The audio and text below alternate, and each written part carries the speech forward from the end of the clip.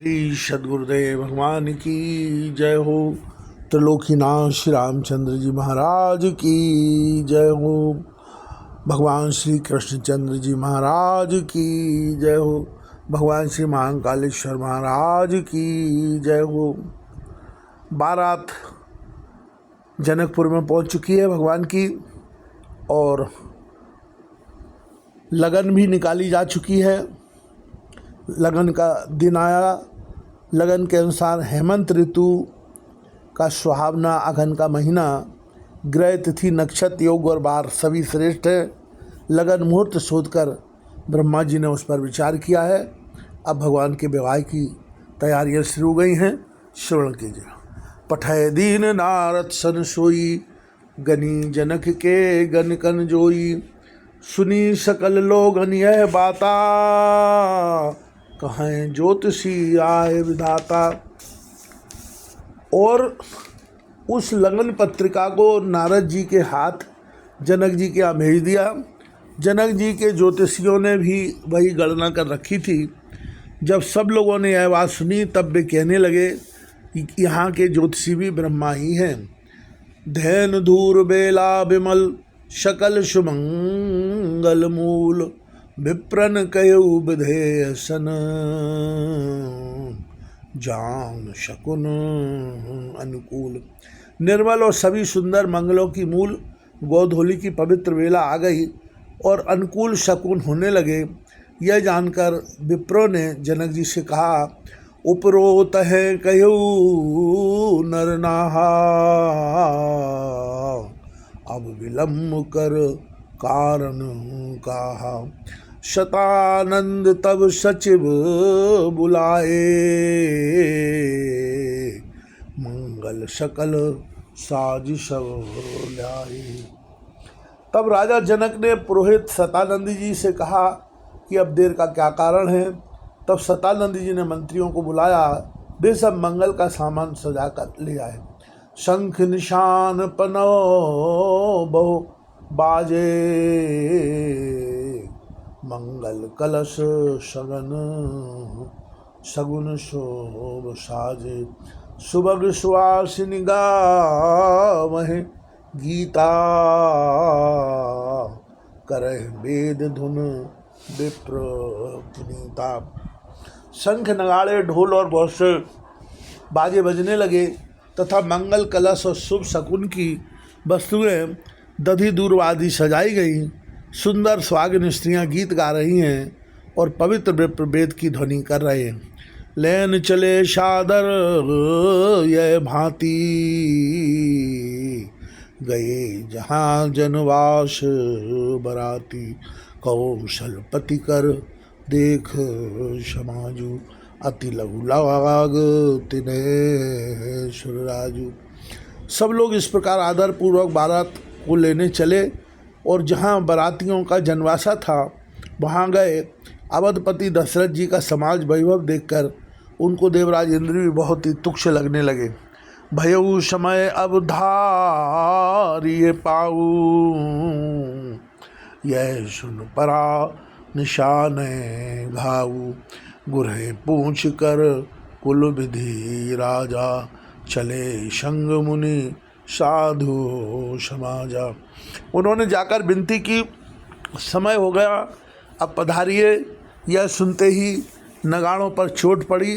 गुरु वशिष्ठ जी से पूछकर और कुल की सब रीतियों को करके राजा दशरथ जी मुनियों और साधुओं के समाज को साथ लेकर चले।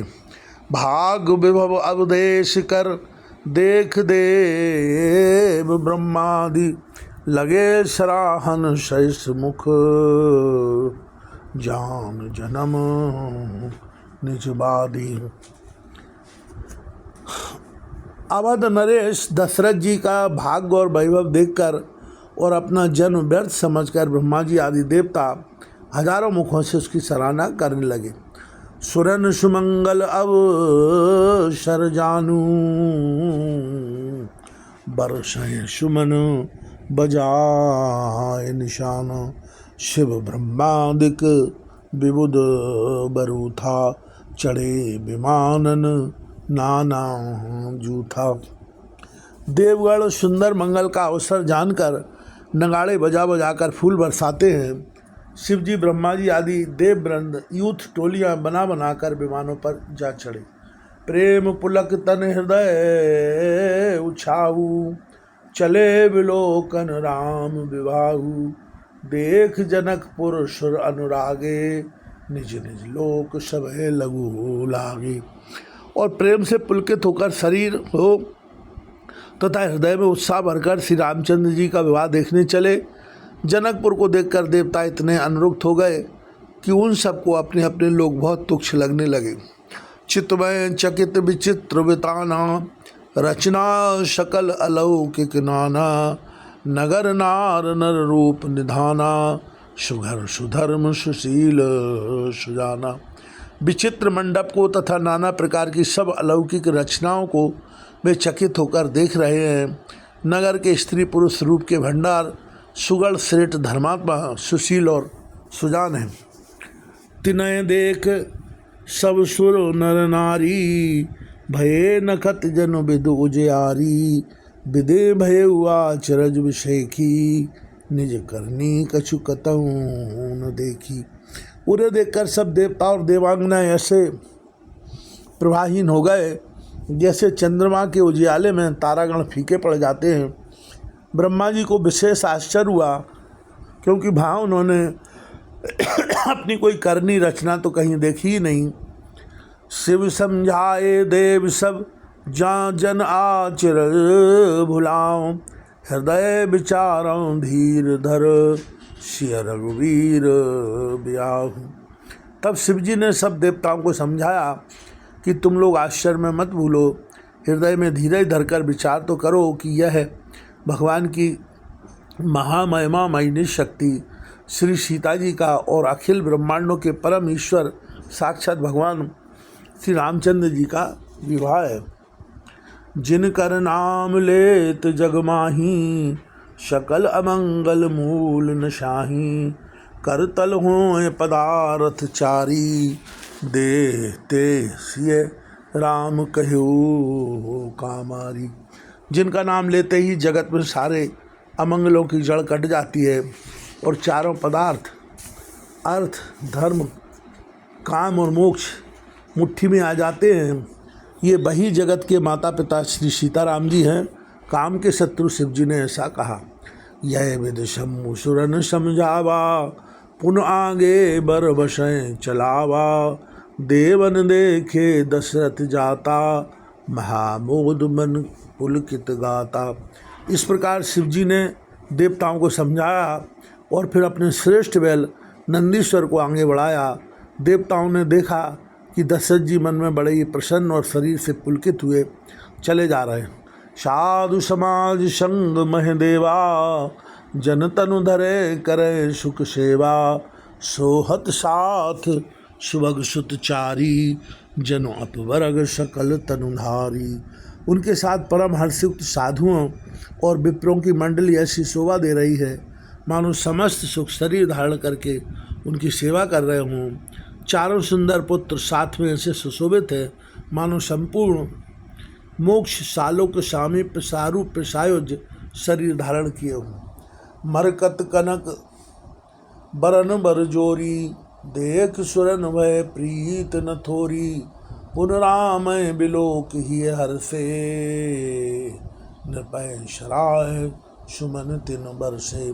मरकट मणि और सुवर्ण के रंग की सुंदर जोड़ियों को देखकर देवताओं को कम प्रीति नहीं हुई, अर्थात बहुत ही प्रीति हुई।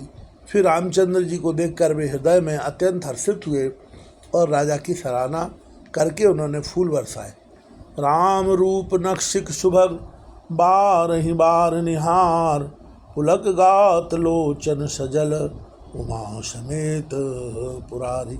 नक्शे सिक्तक श्री रामचंद्र जी के सुंदर रूप को बार बार देखते हुए पार्वती जी सहित श्री शिव जी का शरीर पुलकित हो गया और उनके नेत्र प्रेमाश्रुओं के जल से भर गए।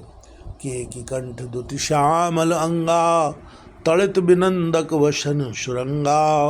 ब्याय विभूषण विविध बनाए, मंगल सब सब भांत सुहाए।